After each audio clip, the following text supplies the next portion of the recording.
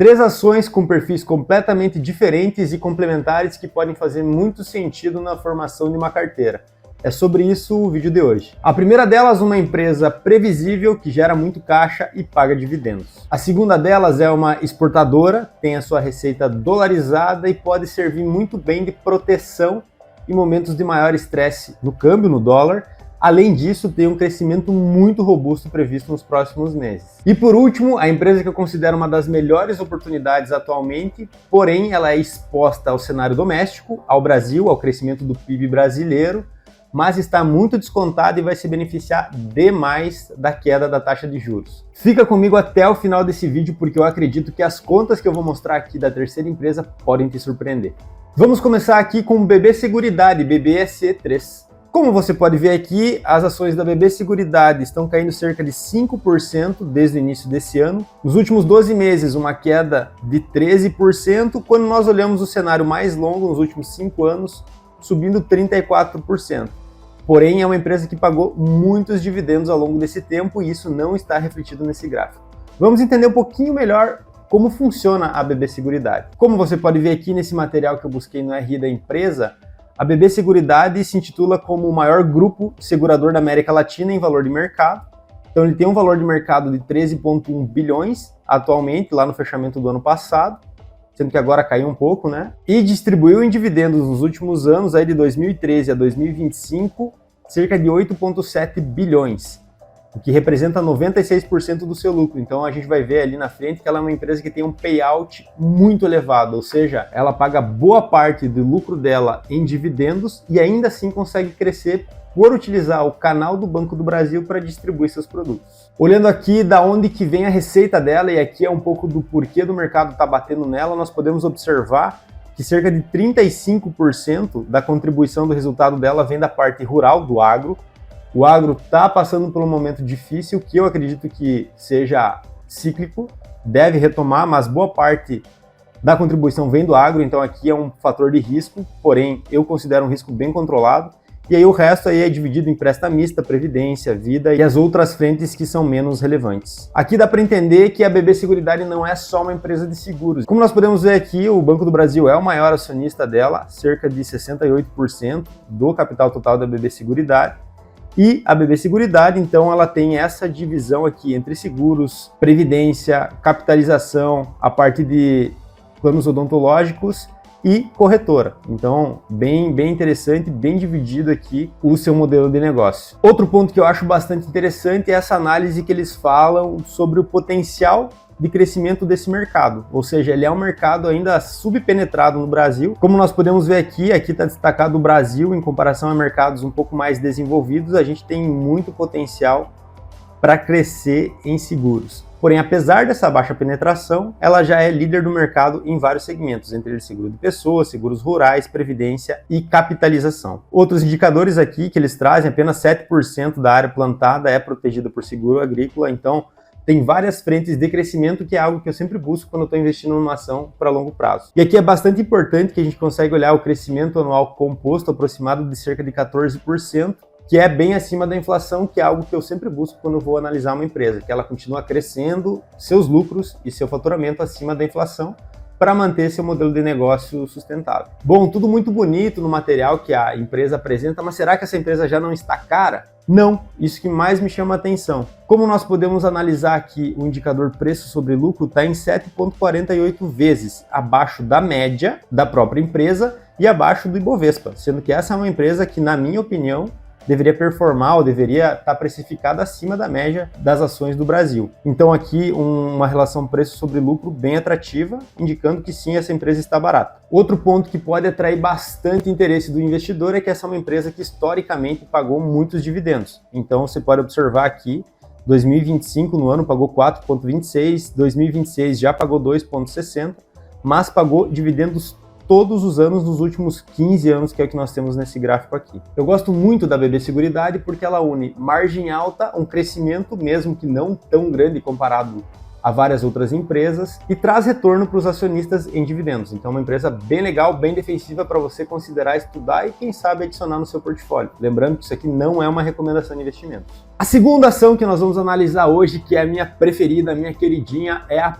Prio. Diferente da BB Seguridade, quando nós olhamos aqui desde o início desse ano, em apenas 2 meses, a ação já subiu 40% e nos últimos 12 meses, 56%, com essa esticada aqui que aconteceu recentemente. Para quem me acompanha há mais tempo no canal, vai lembrar que eu indiquei vocês estudarem essa empresa ali na metade do ano passado, então tá aqui o resultado, porém, apesar desse crescimento bem robusto, eu ainda considero a Prio barata, porque ela tem muito a entregar e é isso que a gente vai ver aqui. E quando nós olhamos nos últimos 5 anos, ela também está crescendo aí quase 200%. Então essa aqui é uma ação de crescimento, nós vamos ver que ela não paga dividendo, bem diferente do perfil da BB Seguridade, e por isso eu considero elas bem complementares. Tá, Gustavo, mas cara, já subiu quase 200% nos últimos 5 anos e só esse ano 40%. Não dá para comprar essa empresa, tá muito caro. Calma que você vai entender onde eu quero chegar. Eu acredito que ainda dá para comprar, eu mesmo estou comprando porque tem muito resultado para entrar nessa empresa. Vamos aos fatos. No ano passado, essa empresa fez algumas aquisições, entre elas campos bem representativos como o do Peregrino. Nós só temos aqui até o terceiro trimestre do ano passado, então ela estava produzindo em média 88 mil barris por dia. É verdade que ela deve ter fechado o ano na média dos 90 mil, 95 mil, mas ainda assim uma produção em linha com o que estava acontecendo nos últimos anos, como a gente pode ver aqui nesse gráfico da direita. O lifting cost, que é o custo de extração do petróleo, também subindo justamente porque caiu a produção, então tem mais custo sendo diluído em menos produção. Óbvio que essa média de extração por barril sobe. E pelas aquisições, esse gráfico da direita aqui, o endividamento crescente. Então, o que o mercado não gosta, tudo em uma ação. Mas calma lá, a média de preço que a Prio vendeu seu petróleo também no último ano a gente pode ver que ficou em torno de 68 a 70 dólares. Então um preço também bem abaixo do que ela está conseguindo fazer hoje. Vamos dar uma olhada aqui, em torno de 84 dólares. Então aqui a gente já tem uma diferença bem significativa de quase 15 dólares na média que ela vende o seu barril de petróleo. Mas agora vamos dar uma olhada no que é mais interessante para mim, que é o crescimento da produção, ou seja, quantos barris de petróleo ela vai estar vendendo a esse preço. Nós já temos os dados operacionais de fevereiro, apesar de estar no início agora do mês de março, e em fevereiro, a Prio fechou a sua produção em aproximadamente 150 mil barris, um crescimento acima de 50% em relação à média de produção do ano passado. Porém, tem mais coisa interessante aqui. Essa semana, a Prio divulgou um fato relevante que ela obteve a licença para operar o Wahoo. E o Wahoo a gente tem uma expectativa de somar mais 40 mil barris de petróleo ao dia. Então a gente está falando aí numa produção dobrando em relação ao ano passado. Sabendo que aqui nós temos os resultados consolidados do ano passado, com aquela produção a Prio estava negociando em torno de 5 vezes lucro. Então a empresa está muito barata, está extremamente barata, considerando ainda mais a produção atual. Ela é uma empresa que entregou muito nos últimos anos, tanto que quando nós olhamos aqui o crescimento composto médio, que é o CAGR dos últimos 5 anos, a gente está falando de um crescimento de receita de 50% e um crescimento de lucro de 74% em média ao ano. Isso aqui é muita coisa e o mais legal de tudo é que tem muito para desenvolver ainda, porque já está dentro da estrutura da Prio tudo que ela precisa para continuar crescendo. Então, para mim, aqui é a oportunidade mais óbvia da bolsa, mesmo com essa subida recente nos seus preços. O que sim você pode esperar da Prio é muita volatilidade por causa do preço do petróleo. Então, caso você considerar em sua análise comprar as ações, eu começaria comprando aos poucos e faria a composição dessa posição aí nos próximos meses, tá? Porém, essa é a minha maior posição, tanto na minha carteira quanto na carteira da minha filha. Inclusive, eu tenho uma série aqui no canal onde eu invisto todos os meses para a formação da carteira da minha filha. Eu vou deixar o link da playlist aqui em cima. Acompanha lá que faz muito sentido e tem muita Prio e BB Seguridade na carteira dela. A última, a menos óbvia, porém a com maior potencial de valorização, maior upside potencial das suas ações, é a empresa Vamos, com o ticker VAMO3. Como nós podemos observar, desde o início do ano, a empresa já sobe aproximadamente 22%. No último ano, a empresa aí tem uma valorização de aproximadamente 10%, porém, quando nós olhamos o cenário de 5 anos, a foto é bem diferente. Uma queda aí de quase 50% do valor de mercado da Vamos. Ela distribuiu alguns dividendos ao longo desse caminho também, porém nada tão representativo que justificaria essa queda. O primeiro passo é a gente entender o modelo de negócio da Vamos e eu achei esse material no RI da empresa que explica muito bem. Então, basicamente, como funciona o ciclo da Vamos, tá? Ela compra o ativo de grandes montadoras em grande quantidade, por isso ela consegue um preço abaixo da média de mercado. Ela faz um contrato de locação, então a duração média desse contrato é de 5 anos, tá? Eles buscam aí um retorno de aproximadamente 22% num cenário base. Ao final desse contrato, ela tem duas opções. A primeira é a extensão do contrato, o que eles fizeram muito bem nos últimos 2 anos, é uma modalidade que eles adicionaram aqui no modelo de negócio ultimamente, dada a realidade de mercado, ou então a venda desse seminovo. Então, mesmo que ela faça a extensão do contrato, o ciclo sempre termina na venda do seminovo, isso aqui é muito importante. Fazendo essa venda do seminovo, o recurso volta para o caixa, para a compra de ativos, e esse ciclo se repete para comprar novos ativos, fazer novas locações, vender esse ativo, e assim por diante. Então ele é um ciclo contínuo e por isso é um negócio de capital intensivo, ou seja, você precisa muito dinheiro para fazer isso aqui funcionar e para você ser relevante a ponto de comprar os ativos com desconto. Aqui nós podemos analisar alguns dados muito interessantes, também pensando em como esse negócio é sustentável a longo prazo. Então, como nós podemos ver aqui, a logística brasileira, em grande parte, é feita através do transporte rodoviário, que é onde a Vamos atua, sendo que isso representa 62%, sendo que fica muito abaixo dos países aí mais desenvolvidos, tá? Outro dado muito importante, apesar desse transporte ser feito de maneira majoritária através dos caminhões do transporte rodoviário, nós podemos ver aqui que a nossa média da frota nacional, a média de idade dos caminhões que estão andando por aí é de 21 anos, sendo que a média dos países desenvolvidos é de 9,2 anos. Então, o Brasil tem muito caminhão aí para trocar ao longo do tempo. Aqui também eles trazem o ecossistema da Vamos, então eles conseguem atender os clientes em várias frentes. Aqui eles têm caminhões, a parte de logística interna, máquinas agrícolas e a linha amarela mais pesada de construção. Por último, o que eu acho bem relevante aqui também é que eles têm uma diversificação bem grande de clientes, ou seja, eles não têm uma concentração muito elevada em nenhum cliente, o que é bem interessante, assim como em segmentos. O maior e que representa a maior parte é bioenergia, mas ainda assim a gente pode ver aqui uma diversificação bem interessante. Com alguns clientes de destaque aqui, como a gente pode ver aqui, como a Suzano, Mercado Livre, Volkswagen, a Coca-Cola, a Heineken, etc. Tá? Então aqui a gente pode ver também os perfis dos clientes muito diferentes entre eles, o que para mim torna esse negócio mais atrativo. Beleza, Gustavo, entendi o teu ponto, é uma boa empresa, pelo menos o modelo de negócio faz sentido, mas cara, essa empresa não tá cara, por que ela caiu 50% desde o seu IPO? E é exatamente esse ponto que a gente vai olhar aqui. Para entender isso tudo, eu baixei o DRE da empresa e fiz uma análise um pouco diferente do que eu fiz para as demais, tá? Como a gente viu ao entender o modelo de negócio da Vamos, ficou muito claro que ela é uma empresa de capital intensivo, ou seja, ela precisa de muito dinheiro para fazer suas compras e fazer aquele ciclo do negócio funcionar. E como essa empresa, ela focou muito no crescimento nos últimos anos, esse crescimento em boa parte veio através do endividamento. Ela buscou recursos no mercado e se endividou muito. Quando nós olhamos aqui a estrutura das dívidas, e essa é uma planilha que eu encontrei lá no RI da empresa também, nós podemos observar que boa parte da sua dívida está atrelada ao CDI, então aí CDI mais 2, CDI mais 3, algumas coisas ao IPCA, com uma taxa bem atrativa até, mas o custo médio dessa dívida, pela conta que eu fiz na média ponderada, ele fica em aproximadamente 17,2%.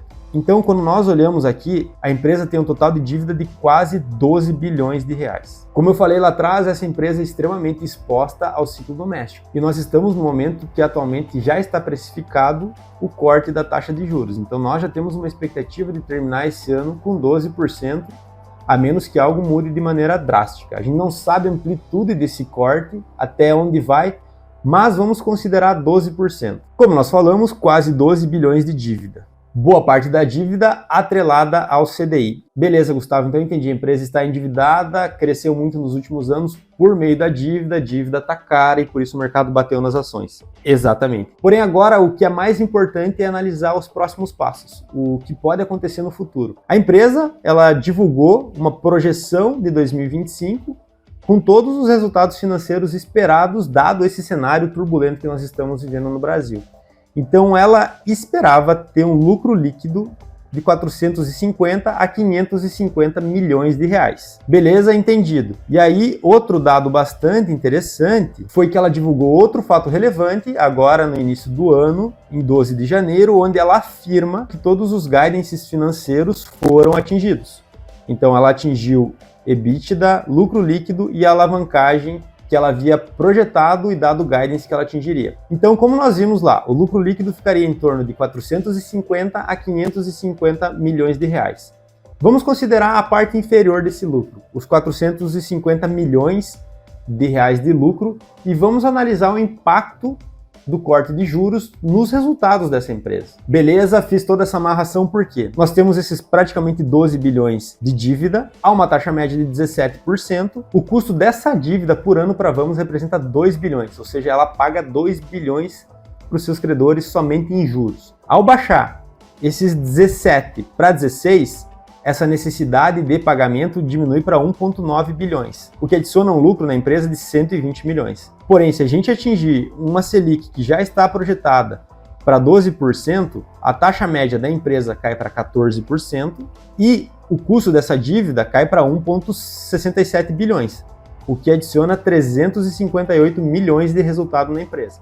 E aqui para baixo já é um cenário bem mais otimista, uma queda da taxa Selic para 10%, eu acho que é otimista, talvez realista, o que adicionaria quase 600 milhões de lucro adicional na empresa. E o próximo passo que eu fiz foi justamente considerar esse lucro adicional, que basicamente vem do pagamento menor de juros da dívida, no lucro líquido, porque o que nós não pagamos de despesa entra direto no lucro líquido. Então nós podemos observar aqui, lucro líquido atual, 450 milhões. Selic em 14%, o lucro 569 milhões. A Selic é 8%, o lucro que a empresa pode gerar é de 1,2 bilhões. Vamos seguir a análise aqui. Hoje, a empresa tem um pouco mais de 1 bilhão de papéis em circulação, sendo que o preço médio está R$ 3,99. Vamos botar aqui R$ 3,99. Então, o valor de mercado da empresa é de 4,3 bilhões. Então, nós pegamos aqui o valor total do mercado e dividimos pelo lucro líquido atual, considerando a parte inferior do guidance, dos 450 milhões, porque se a gente considerar o pior cenário, tudo que vier acima disso é melhor, tá? Então, considerando isso, a relação preço sobre lucro da Vamos está em 10 vezes. Então, se a gente considerar que a empresa não vai fazer nada, mas a única coisa que ela vai incrementar de resultado é o corte da taxa de juros, e se a taxa de juros chegar aos 12% que está projetada, nós podemos observar que o lucro líquido do final do ano de 2026 pode estar girando em torno dos 900 milhões de reais. Isso representaria uma projeção de relação preço sobre lucro de 4,64 vezes, o que para mim demonstra que é uma oportunidade ao menos para você considerar analisar. E aqui é muito importante, ela é uma empresa de crescimento e o mercado normalmente paga por esse crescimento. Considerando o lucro líquido atual, e se a empresa fosse negociar a 10 vezes lucro, o upside potencial da empresa seria 4%, ou seja, não faz sentido investir para ganhar 4%, não exposto a esse tipo de risco.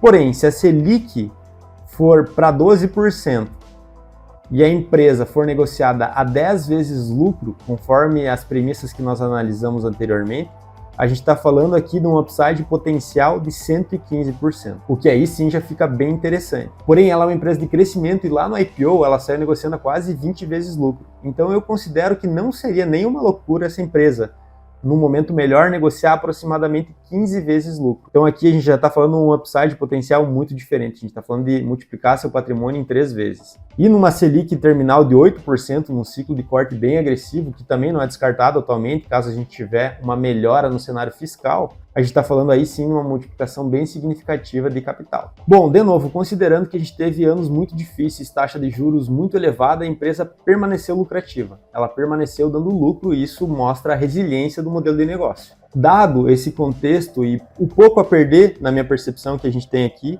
e o muito a ganhar, num cenário mais otimista, eu investi nessa empresa um percentual baixo da carteira, é verdade, porque ela sim é uma empresa alavancada e tem bastante risco, porém, eu decidi investir nessa empresa na minha carteira, porque ela vai compor muito bem e caso a gente tiver uma melhora fiscal no Brasil, ela vai andar muito bem. Bom, eu espero que você tenha entendido o racional dessa minha análise e se fizer sentido para você esse tipo de vídeo, eu peço que você se inscreva no canal e deixe seu like e, se possível, deixe um comentário aqui embaixo para dar uma força. Muito obrigado pela sua presença até aqui, um abraço e até a próxima.